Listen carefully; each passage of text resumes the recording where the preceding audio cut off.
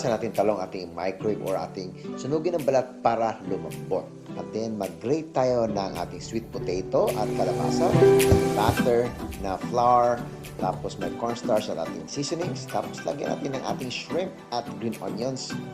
Palaman natin butter mix sa ating talong na previously soaked sa itlog at then ating i-fry. Now, ating ipahinga to for a bit.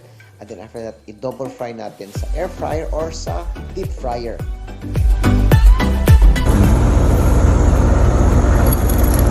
Tikman natin itong itong Tortang Okoy. Tikman natin kung crunchy ba.